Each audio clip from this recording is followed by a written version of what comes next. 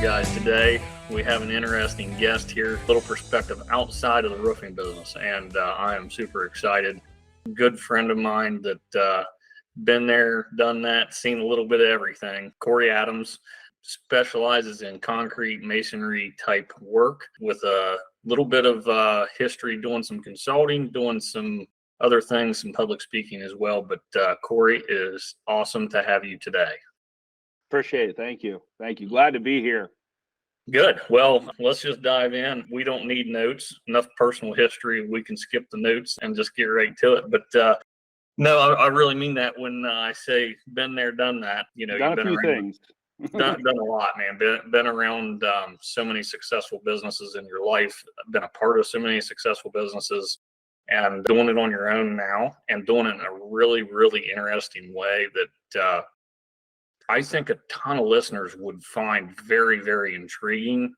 And maybe a lot of guys that are still working for somebody else, you know, can kind of see a little bit of a different light in a way that they may be able to move into their own. So why don't you give us just a little bit of background, because the story of your childhood and, you know, kind of growing up inside some family business and then kind of going out on your own, it's such a great story. Let's just hear some background from you.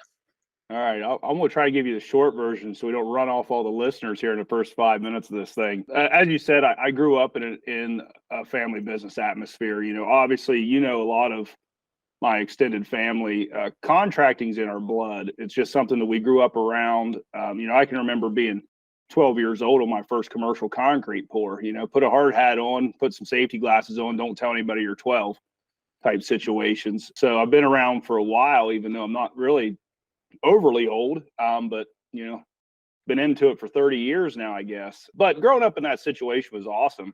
You know, it gave me a lot of insight into, you know, blueprints that, you know, I was reading blueprints by 16 years old, you know, as far as not with help, like reading them and bidding jobs. So I was in it early and in it often, had a lot of successful people around me. And I think that's probably the most important thing from my upbringing was the network of successful people that I had access to, basically mentoring me as a child and even into my early 20s. You know, I had access to some of the brightest minds in the construction industry that today still hold national weight, some of them. So it's pretty interesting to grow up that way. Yeah, I don't mean to cut you off, but the privileged conversations that you were a part of, you know, early on is incredible. And just to add to that, I know you're kind of passing that down a generation, especially when you were living in Texas and commuting back and forth and you know, having those business, you know, your kids are just listening, you know, and they're hearing these business conversations and understanding some stuff. And I mean, they're going to get it too. They're going to get, you know, kind of the gist of what's going on out there. You know, I have to watch that because, you know, my oldest, a couple years ago, we were talking about a project and I kind of, he was just in a truck with me riding around, you know, like you do with your kids. And he was 16 at the time. And he kind of figured out, he's intelligent enough. He figured out that when I said something, he goes, I hung the phone up and he goes, Dad, did we really make that kind of money today? I said, yeah, that's what I made today. And he goes, why the hell am I going to college? And as a college graduate, I kind of had to slow him down and be like, well, you're not ready for that. That took me 20 some years to get to where I can have those kind of days. And they're not every day. So you don't like a roller coaster, go to college and get a job. That's right. Yeah, that's right. No, so go ahead with having that little bit of history and back. Go ahead and build on that a little bit. Well, so what I did was I went to work in my father's construction company after college.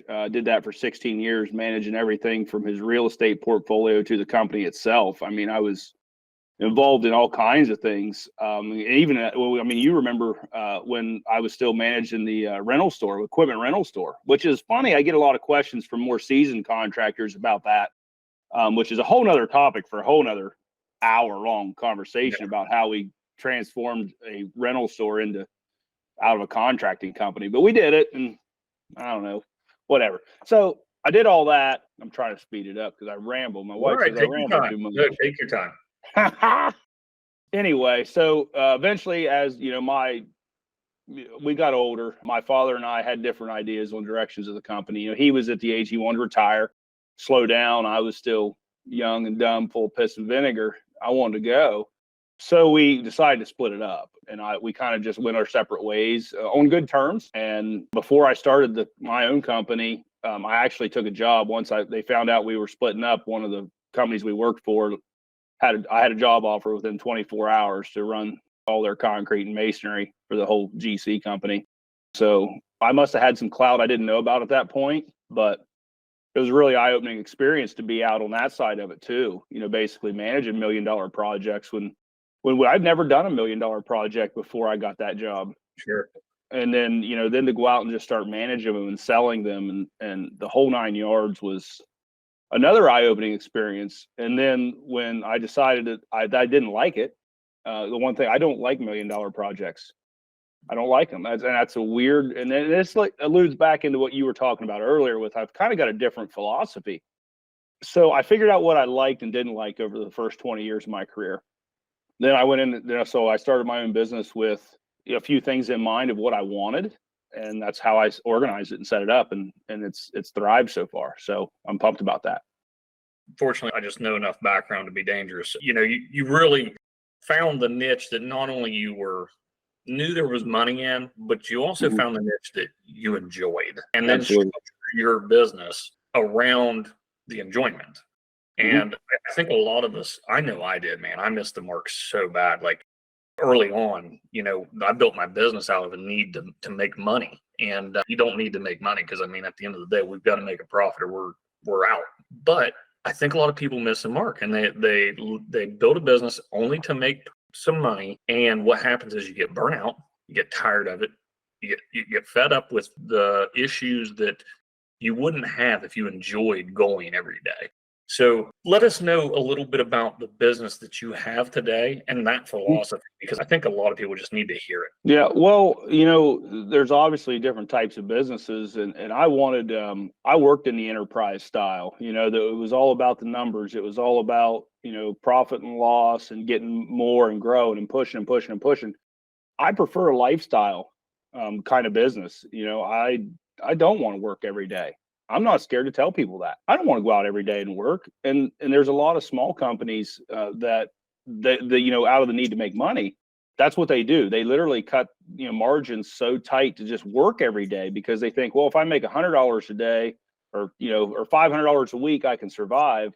I'm not like that. I want to make $10,000 a week and then only work 2 weeks a month. Yeah, I'm okay with that. So in order to do that, though, that's where I kind of developed some metrics that I used to, drive our company to where I wanted, basically the volume versus margins versus specialization type things. So I knew where our sweet spot was, that if I wanted to work, 8 months out of the year or 6 months out of the year, or 12 months out of the year, I can, but I'm going to do it on my own terms and make the money I want and enjoy the jobs I do bid or take on. Yeah. And when I early on, my goal was how hard can I push?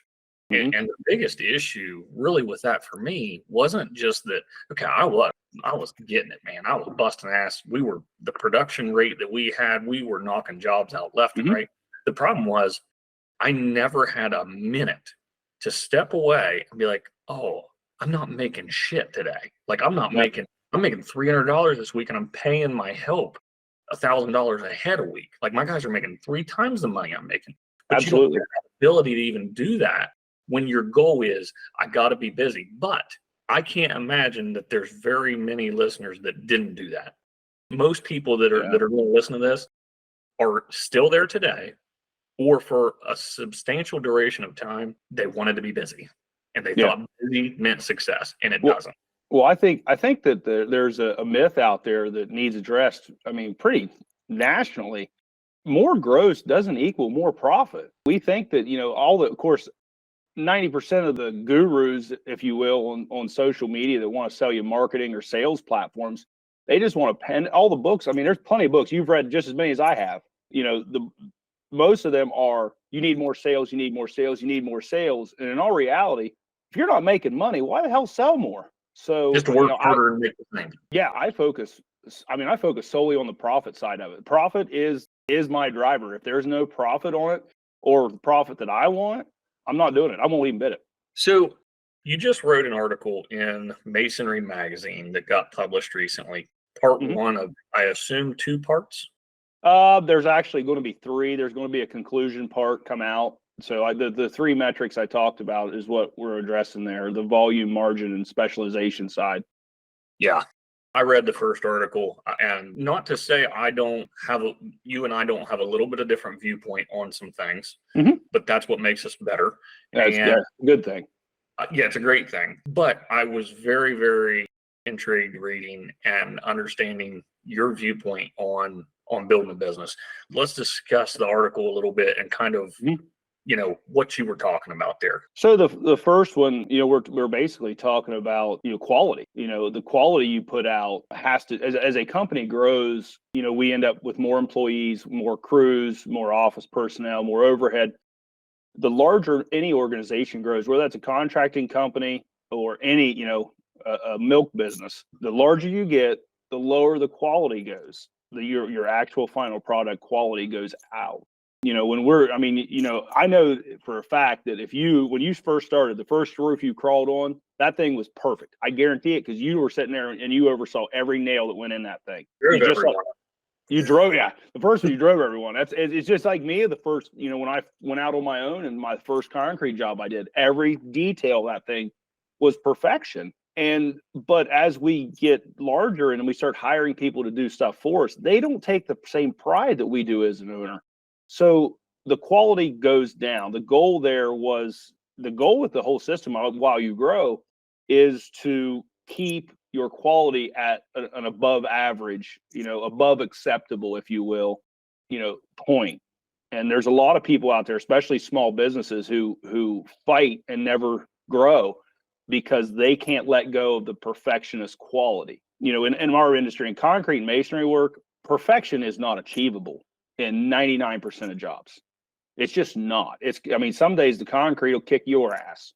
Yep. You can kick its ass for 6 years straight, and then one day you're going to just get your ass beat and it's going to go bad on you. It happens. But there's a level of acceptable in there that's far below perfection. And if we can train our guys and our crews to deliver above acceptable, but not perfection, then we have a point of growth there. If we strive for perfection on every job, we're not going to grow. And the big issue with growth is, I experienced it. We were young, we were hungry, we were willing to bid anything.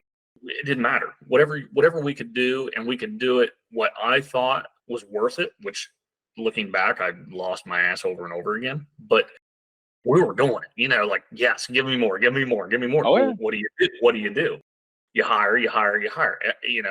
And I was fortunate. I had a little bit of community around me, some good friends that, knew a couple roofers over here, or a couple framers over here, and I could hire some guys. I was paying them probably more than the going rate, but I was getting help. I had help coming in.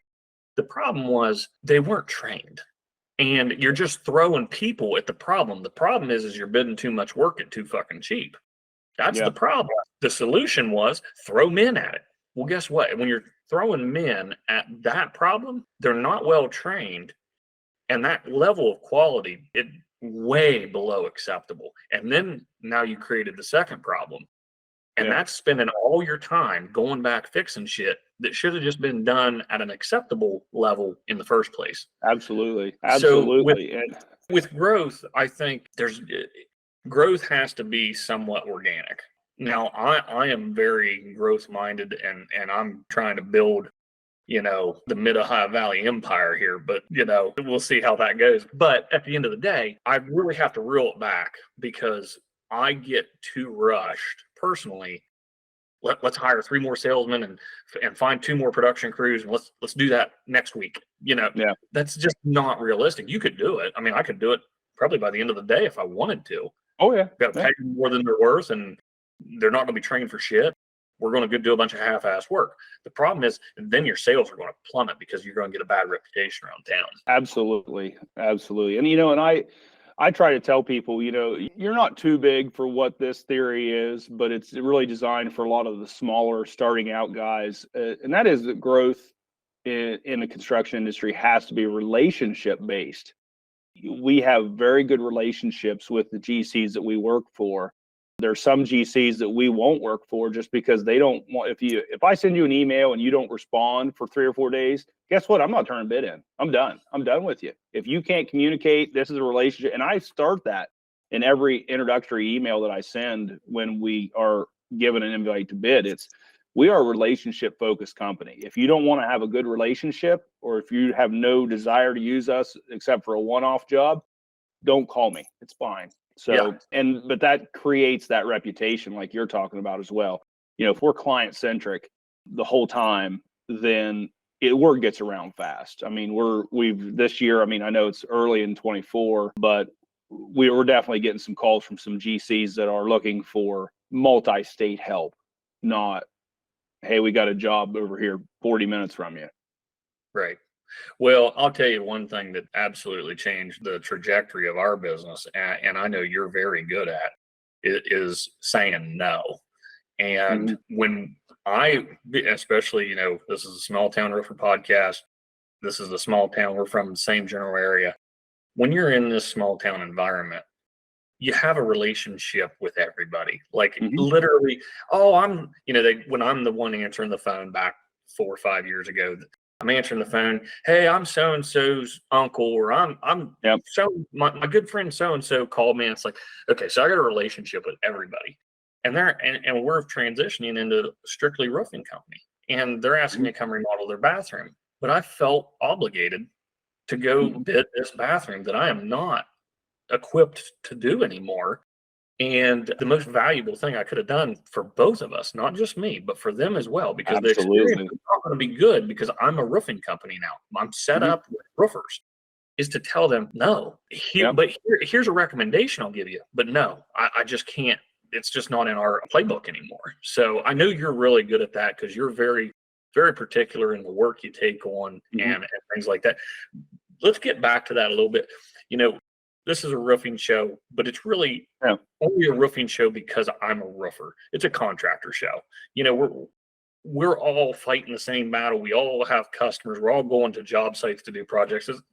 We're all in the same boat. So tell us about the business that you have today and kind of, the real structure of it and how you qualify your customers and things like that. Well, obviously when we first started, we did a little bit of history. I'll start right when we started the company. I was that guy that had to grind it out. We were a lot of residential work because residential is for cash flow, commercials for making money. So, we were doing a lot of residential. I was grinding it out. And then I would say probably a year in, we got our first commercial. We landed our first commercial project. So as we started running numbers and keeping track of all this, designing a company isn't something that's done day one. I want to put that in there because I had to start looking at those numbers, looking at where our money was coming from versus effort, and saying, okay, well, I don't want to work 90 hours a week to make $80,000. I'm not doing it. I'll go get a job. I mean, I left a $120,000 a year job to start a company. Yep.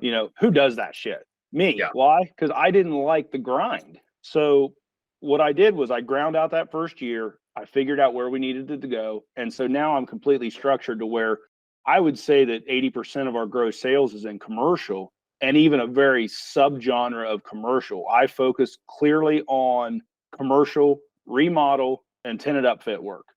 So I'm not your guy that's going to go out and build a new restaurant. I'm not the guy that's going to, do an apartment complex. I'm not going to go redo an entire parking lot. What I'm going to do is I'm going to take the shells there. We're going to make it for the tenant, whether that's remodels, or upfit. So yeah, and that's mostly in concrete, correct? Concrete and masonry, yes. So what we've done with our, we are concrete. That's my trade by choice. The masonry side kind of lends into that because there's not usually a lot of masonry on those projects, and they're hard to find people to do. So what I've done is I've created a way for these GCs to put it all under one contract. It's all one guy. They love it. They're jumping for joy when I say, hey, we can handle the masonry and concrete on this. It's right in our wheelhouse. We can do this. And we're probably getting an extra, if they split it up, they may save 5 to 7%. by finding two contractors, but it's worth it to them to just give it to us. They don't have the management side of it. And I know a great story I love thinking about when I'm looking at, these jobs and how I'm going to do my business and kind of goals I'm setting. I don't know, maybe it must have been a couple years ago now, I guess, but you got this one particular company that was, and I won't name the name, you can if you want, but it was one store that was having you bid these projects over multiple states, but they were like week-long projects. Yeah. They weren't oversized. It was something that one or two guys could do. It was a very particular job, and it was the same job over and over and over again. Store, just keep doing that same job, and Yeah. you were making a freaking boatload of money on those things. Well, I was doing okay. I mean, Yeah. it was one of those things that once we got that first one in, and we really made an impression within the entire that whole organization.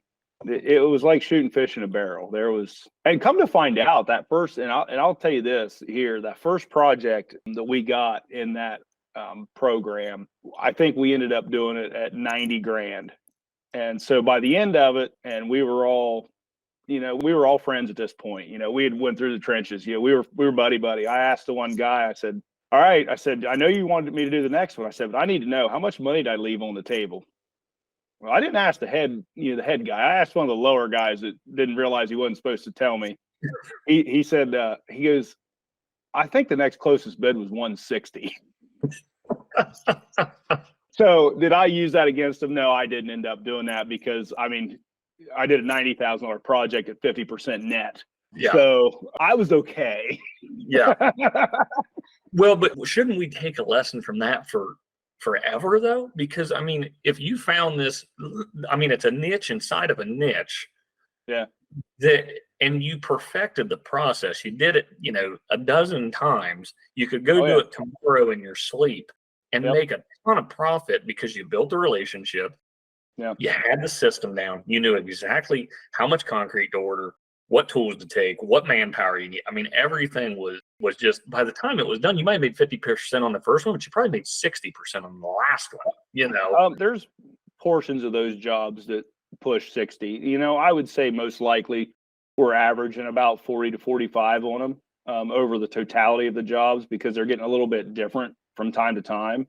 But yeah, in all reality, when you get into repeat work like that, cookie cutter type work, even though remodel's never cookie cutter, there's always problems that arise. I'm also very good at communication and bringing problems to the table with solutions attached. Don't ever just take problems to your client or GC. Take them a solution. They don't want to deal with it. If you figure it out for them, they're going to love you forever. Anyway, so back what I was trying to get to originally, this cookie cutter work, we found, and I don't want to use the word shortcuts because I don't want to be taken in the wrong connotation, but we found the way to be more productive, be more efficient. The things that we could maybe not do quite as perfect when we talk about the quality thing. There's a lot of floor repairs and things like that are getting covered with floor coating. They're getting a floor covering, whether it's carpet, VCT, even grinding seals, if they were doing that over it. So we found that there were some things that just didn't matter.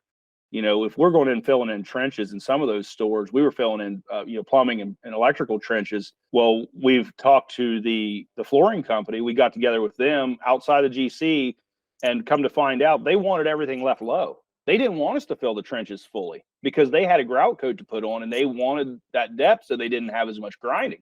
So now, so I'm supposed to leave it a 1/4 inch low. I don't even have to finish it. Just get it in there, knock it down a 1/4 inch low. They're covered it anyway. And they were thrilled. Even putting a slick finish on. Yeah, they were thrilled. It helped the flooring company, but it also saved us like 16 hours of labor with 2 finishers all day. So but I still bid for those finishers in case we have to do it. But 9 out of 10 times we don't. So therefore, there's 16 hours of labor that I'm just getting for free. Yeah, and even in the roofing space, that's my focus is residential. And that's our niche. Our niche is residential replacement. We don't do repair. I'm taking a lick on some commercial experience right now, realizing that that's not necessarily the direction I'm going to go. But even in the residential roofing business, it's the same way. You start realizing, okay, these are the things that have to happen every time. These are the things that they're not a shortcut. It's not giving them less than what you sold them, but it's a way to do it more productively, more efficient, your cost a little bit better while you're still bidding at that, premium cost that you typically bid at, but you just learn to get better because you do it every day. That's right. And it's an efficiency thing. It's not a shortcut. It's not charging premium for a half-assed job, and it's not delivering less than premium product at the end. It's the fact that you're efficient. Some shit just doesn't need done. Like there's some things that you're doing it just because to do it. Like you're just working to work at that point. Well, and that comes from our busy mindset. A lot of contractors, especially starting out, we're busybodies, not by choice, but by demand. We have to work 90 hours a week or we're not going to make, we're not going to pay the mortgage in 2 months. Yeah. So, we turn into busybodies and we start doing things for just the sake of being busy. And if you don't believe me, go to your office. If you're out there listening, you're a small contractor right now, go to your office and look at your desk and figure out what the hell isn't that important. Yeah. I started throwing things away. It's been 10, 15 years ago when I really decided I was going to get efficient at the operation side of contracting. I would look at something and I thought, okay, if I don't do this, what's the penalty for not doing it? If it was under $1,000, I threw it in the trash. You have to, because you can have $1,000 in half the time doing what you're good at. Absolutely. So, there's even at one point, this is a funny story. This is back when I was managing, my dad's real estate portfolio as well, so, how big it was at one time, it's a lot of it's gone now as he gets older, but, we were getting 30 or 40 electric bills a month. Well, I figured out that our electric company wouldn't shut your service off until you were 3 months behind. So I would only pay the electric bills once every 3 months. So, you'd pay it like January and February's bills, I'd just throw straight to trash, wouldn't even open them. Throw them in the trash. March would come, I'd pay every one of them. And a lot of people looked at me and was like, what are you doing? This sounds crazy, aren't they? I said, one, they don't charge interest. They don't charge late penalties. As long as you pay it before 90 days, they're not going to shut it off. And we already got the money in the bank to do it. I said, I just saved myself from writing 40 checks a month for 2 months. So I saved 80 checks. I saved at least 7 to 8 hours of labor, probably enough to pay for half them damn bills. And that's when people really started noticing things like, okay, you look at things a little bit different. Yeah. I remember back our first business meeting in your dad's shop. I kind of came to you looking for some coaching and looking for some business advice because I was really, really lost and really struggling to just kind of wrap my mind around it. We all are lost at times, man. Even me. It's okay to admit. Sure. Yeah. And I remember thinking, because, I'd had other business conversations with people before that were successful. It's not like I hadn't talked to other successful people. I still, to this day, remember that conversation. And I remember leaving with a whole nother mindset. That's different than anything else I've ever been told. That's different than anything anybody else has preached to me about how to operate a business. And I was pretty floored when I started implementing some of those techniques. Not that I didn't modify them a little bit to fit absolutely my personality, right? Yeah. Everybody, your personality changes how you do things. Any little thing, but to take that advice, just take my little twist on it, and then, oh wow, yeah, this works. So yeah. I think that's another lesson everybody needs to take.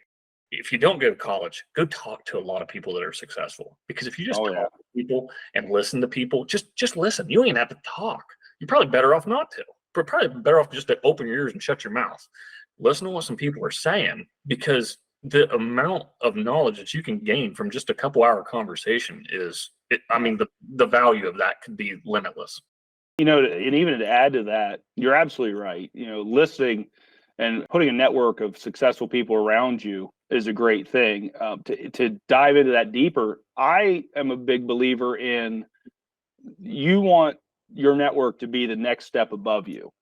Okay. So let's say there's a roofer out there that's doing $500,000 a year, right? He's a newer roofer, whatever. He's doing 500,000 gross a year. It doesn't do him any good to be in a peer network with $5 million companies. His next step is maybe that $1 million threshold. Find some people at a mill and push yourself to that next step. A lot of us want to read books or, get in these peer groups or different conventions, and they want to sit around these multi-million dollar companies and think they're going to learn something. Well, guess what? You're not going to learn anything. You may be able to teach them more than they can teach you because you're not in the same position. You're not ready to take that jump. You're not even in the same industry. A roofer doing $100 million is in a completely different industry than the roofer doing $1 million. They may, yes, they may both put on roofs. It's a different industry. Yeah. So you've got to put your network the next step up and then continually bring in and eliminate and add your network accordingly. Not your friends, but your network. Right. Your business network. Yeah. I had a meeting with a mutual relationship you and I have that's at a level I can't imagine either of us will ever see. I know I won't, because I don't want that kind of business. I don't know I don't know who you're talking about. I mean, I'm sure I can guess it. But long story short, I don't want to be there. That's not me. Sure. And I'm in the same boat. I'm trying to grow a business organically, but I mean, hell, I've been living out of an RV, traveling with my 2 kids and wife for the last, 18 months, 2 weeks on, 2 weeks off. I love this lifestyle business that I've created. And so me neither. If it organically gets to a substantial size, awesome. Yeah. But I'm not going to sit here and grind 80 hours a week just to say I did this much in sales. But regardless, a tip I got from this guy who I hold in really high regard. Oh, absolutely. I had a business coach and he was great. I would recommend him to anybody. It's called The Contractor Coach. The guy I used to meet with, his name was Tom Pearson. He's fantastic. Yep. Tom is his background was accounting. He's a CPA and he had a really good accounting background. And at the time, that is what I needed help with. I needed help understanding my numbers, and he helped me a ton. So not to take away from that, but then I had this conversation with our mutual friend that he said, who's doing hundreds of millions of dollars worth of sales. I mean, this guy's way up there. But he told me, he said, when you're hiring a business coach or hiring a consultant, you need to speak to somebody that hit a level higher than where you're at today and has the mindset of where you're trying to go to next. And then once you hit the level he reached, you need to go find a guy that's a step ahead of him. So I ended up hiring a coach, and I'm in a mastermind group with him, Dave Sullivan. And Dave he runs the Roofer Show podcast, and he's the roofer coach and all that stuff. He's great. And Dave built a business worth he did about $10 million, which that was 15, 20 years ago, probably equivalent to about a $30 million business now. And not that I'm anywhere close to that step, but he's opened my eyes to things that Tom wasn't able to, because Tom hadn't grown a business to that level, So I'm going to be with Dave until I get to a certain level where I feel like, okay, I've surpassed his expertise. Now I need to find the guy that's got the expertise for that next level.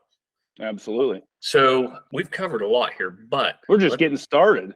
I feel like we're just getting started. Our conversations usually go for like 3 freaking hours, but well, Joe Rogan does it all the time. He's got 4-hour podcasts. He's number one, baby. Figure it out. There you go. So another thing you're doing that I find really exciting, and I know you're super excited about, is, some of this. I don't think you like the word business coach, but I'm going to use the word business coach. But, doing some of that kind of work, and also doing some writing, obviously, and some public speaking stuff. How did you get into that? What got you in? Where did that come from? Well, the writing started probably 5 or 6 years ago. The public speaking thing was actually before that. It was first. So part of our residential work is foundation repair. It kind of ties in with the concrete and masonry side. So a lot of drainage and things of that nature. Originally, I started as a continuing education instructor. So I went out in Ohio and West Virginia, got myself certified as a real estate continuing education instructor. Got this class certified to count for their CE credits. And it was basically all about teaching realtors how to identify potential foundation problems within the houses they were looking at, listing, etc. But what really it was designed to do was to make all the realtors in our area realize that I was the go-to source for this expertise, and it worked brilliantly. So I was already putting out the public speaking side of it and the presentation side of it. Then the writing kind of came about 5 or 6 years ago through a weird way.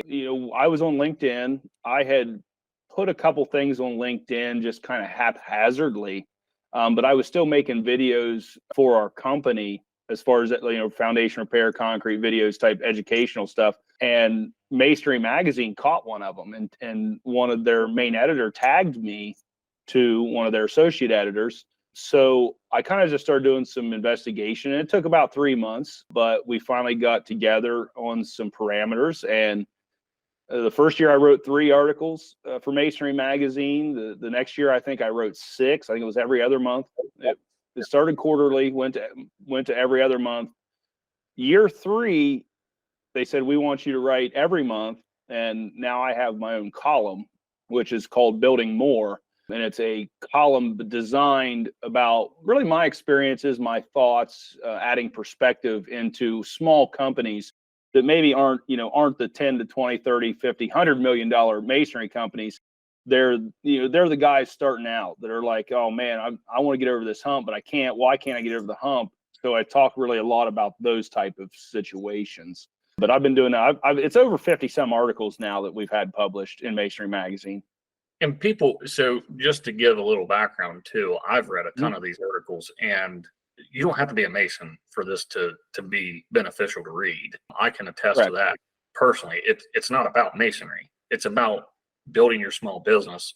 Absolutely. It just happens your background's masonry, and that's where you got. That was the platform that gave me, the opportunity to get my perspective out there, and it's working great. I mean, I actually was invited and spoke last year at the World of Concrete, which I know you got a lot of roofers listening, but it's the largest trade show in America, really, trade specific. The World of Concrete is a big deal. 80,000 people, the entire Las Vegas Convention Center. I had 435 people show up to see me give a 90-minute presentation on leadership and construction. Pretty wild event. So I may have done a little bit of speaking and coaching, if you will. I hate that term coaching because I like perspective injection, but my wife says it sounds dirty. So I'm not the guy that's going to tell you exactly how to run your life. Now, if you want someone to sit around and talk about perspective and maybe, hey, let's look at it from this side or let's look at this angle. Yeah, I like that. That's how I like to run everything in my life. So we've got 10, 15 more minutes here pretty easily. The goal here for me is to get in front of these guys that were in the position I was in, 5, 7 years ago, early on, grinding it out, killing ourselves to make a buck. Luckily, I finally found my way out, but a lot of these guys haven't. And I believe you give a ton of really, really good insight. This last bit here, as a, what'd you call it? Injection? Insight, perspective injection. As a perspection injectionist. Yes, perspective injectionist. Okay. Now maybe it's a tongue tire. Go ahead. Well, let's, to the guy that, is trying to get close to that $1 million mark. Maybe he's doing 2 million. He's got some guys in house. Maybe they're not real productive. Maybe he's struggling to get time with his kids or get time with his family. Give us an insight into how do we transition from that daily, beating our head against the wall, trying to make some money, and get into a position where we're making real profit. We actually have a business that generates some profit when we're not right there. Or, even if you got to still maybe be there daily, but you're not doing meaningless work that doesn't pay. Kind of give us your thoughts on how to start making that transition and get out of that daily grind. Well, I think that the first step to that is to really step back. Think, if you're in that position, is this what I really want? I know people, and you do too, that have worked 80 hours a week, ground their entire life and doing multi-million dollars, but they're not happy. they've had, maybe a divorce or something like that, or, something's going on in their personal life that they don't really enjoy because they've done nothing but work. So when I talk to people, like I would ask you, and I can ask you right now, point blank, are you happy where you're at? Like right now, are you happy? And if you're not, you finally are. But I can carry right now. I remember talking a year ago with you. You were beating your head against the wall for no reason other than you were just being a dumbass. Yep. Like you were pushing yourself to a limit that you weren't comfortable with. And that's really what the first step is step back, decide if you're happy or not. Secondly, decide what you want to make. Do you want to make $1 million a year net profit? Well, then you're going to have to do some grinding. If you can live on $250,000 a year, which is damn good money. Let's not kid ourselves. $250,000 is good money in this country. So there's ways to get there, and I think that's what gets lost in translation a lot with a lot of business advice that's out there pretty readily available and free on the internet and through books and things. Is they keep the old 10-10 rule. 10% net profit. If you're charging 10% to try to get net profit of 10%, you're going bankrupt in a hurry. You might as well go work for someone else. And a lot of people get trapped in that, and then they get that stagnant because they don't have the money to grow, to get out of it, or they're not grinding, and they're not making enough money to survive, and they just get upset. Yeah. So it's a lot of step back and reflect and really some soul searching. Decide what you really want. What do I want to make? Do I want 50 employees or do I want 5? And then that goes into some of those other metrics that I used when I was creating my own, margins. If you're going to do $20 million a year, your margins are going to be a hell of a lot less than doing $2 million a year. Yeah. Well, you said $250,000 a year. Now, I would not hesitate to say that most people listening, even if you think you're making $250,000 a year, you're not. And not to say some guys aren't. I'm sure there's plenty that are, but most never make that in their life. Most small contractors never get there. Most small contractors, if they sneak out a 6-figure year, they're jumping for joy. And hell, yeah. I did that in year 2. Right, exactly. And if you take that and look at kind of some of the mindset that you have, going out and bidding these jobs with a 50% margin, say that's even a 30% net, you don't have to do a whole lot of business. $1 million worth of business today at the rate of material cost and all these factors of where we're at today. $1 million is not, I don't want to say it's nothing because it is something. You definitely are onto something, but you shouldn't have to kill yourselves to do $1 million a year. And I would go as far as to say you could do that with a helper, not even a full-time employee. You could do that with a helper. Yourself and a helper could get close to that. A mill, you may need one full-time guy and maybe some temporary help here and there. But I agree with you.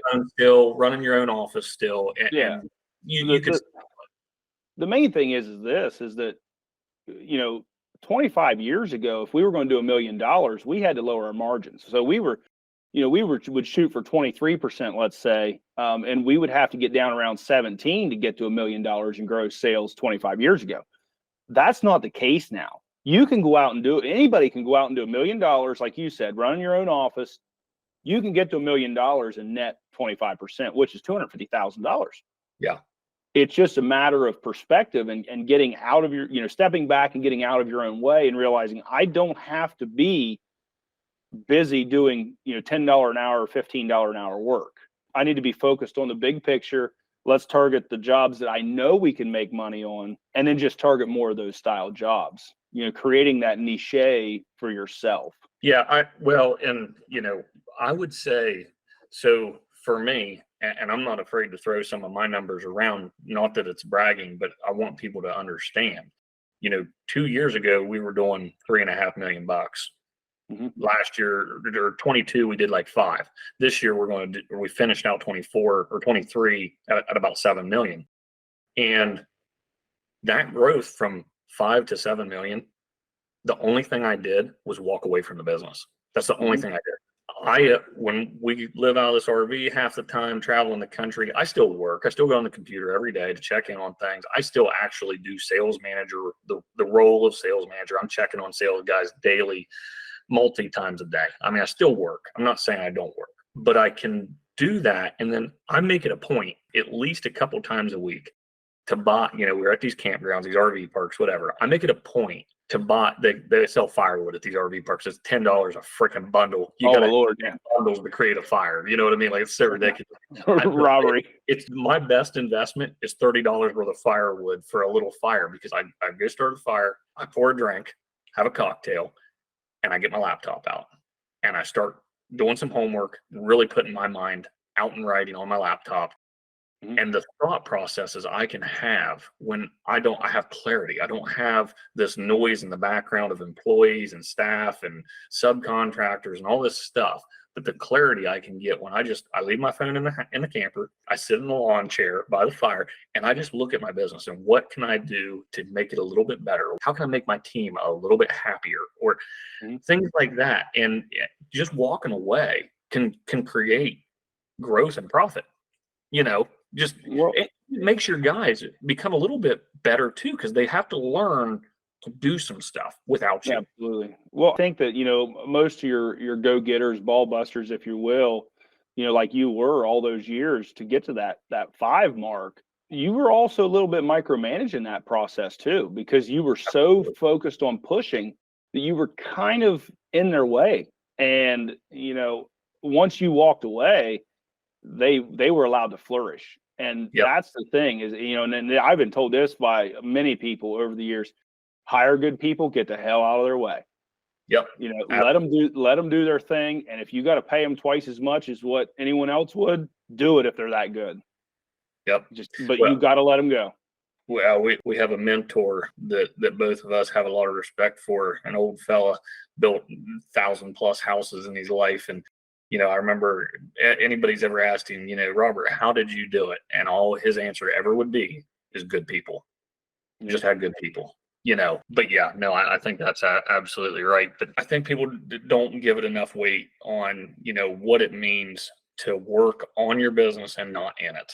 And when you step back and start working on the business and doing this meaningful work, that you don't have the noise, your men can flourish and you can grow as an owner also, and kind of see what potential's out there.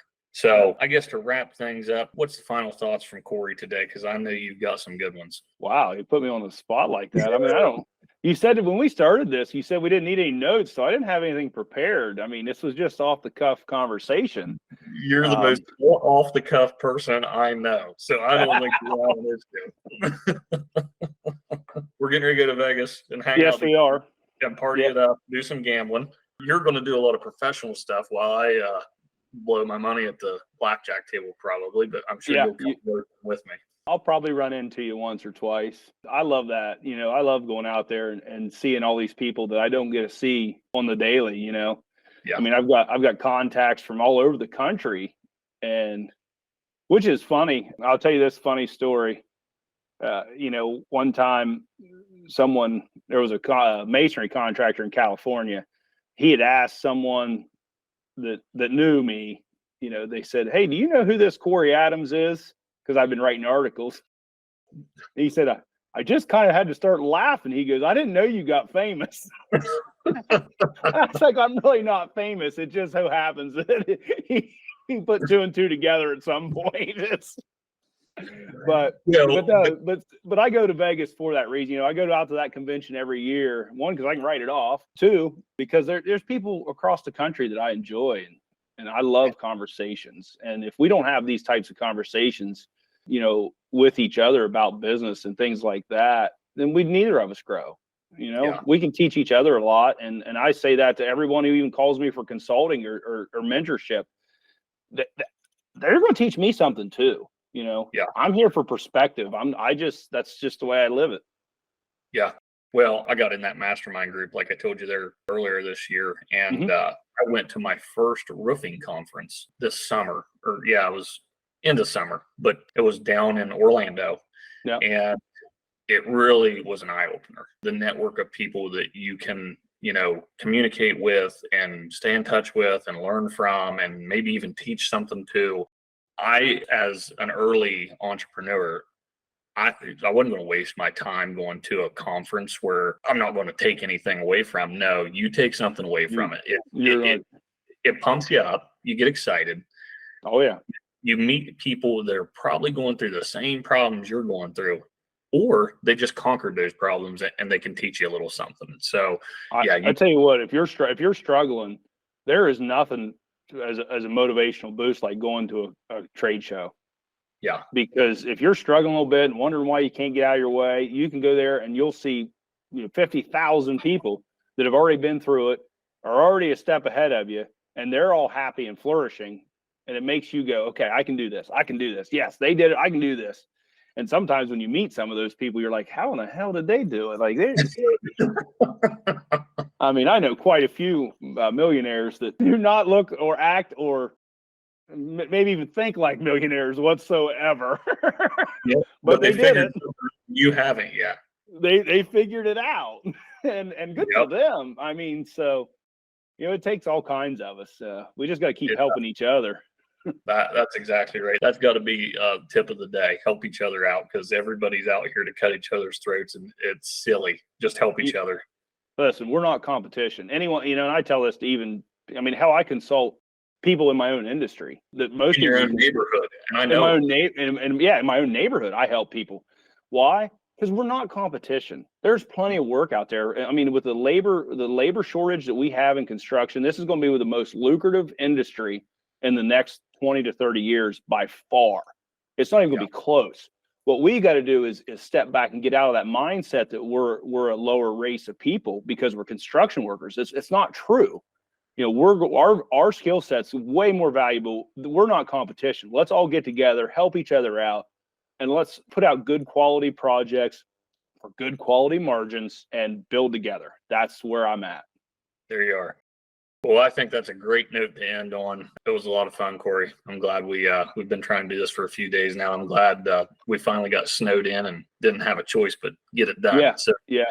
If anybody listened this long, thanks. I think it was an hour well spent. So if anybody wants to reach out to you or listen to or read some of your articles or anything, could you throw a little bit of info in on how somebody could do that? Yeah, I mean, obviously, if you want to go back through the history of our articles that we've published in Masonry Magazine, it's free. You can go to masonrymagazine.com. They have a heading in their menu called articles, or search. You can actually search my name, Corey Adams, and it'll pull up pretty much every article I've ever published on Masonry Magazine. They're all online. They're all free. If you want to reach out to me, then I'll put an email. I'll get the email to you so you can put it in the description of this thing. How about that? It's kind of different. We'll throw the email and tag it in the description that way in the show notes. And if somebody wants to reach out, if they don't reach out, that way we don't no misspellings. I'll shoot you an email. Perfect. And that way you can put it in the description if they want to shoot me an email and whatever. If not, hell, maybe somebody wants to have a conversation. I love conversation. I know you do. Prefer it over cocktails, and maybe that'll be next week in Vegas. But I'm sure we'll have some good ones. But Corey, anyway, I appreciate it, man. Thanks for spending some time on this and helping me out a little bit. So if nothing else, we'll see you 7 days. Yeah, 7 days. I'm counting down, man. I'll talk to you here soon. All right, we'll see you, friend. Bye.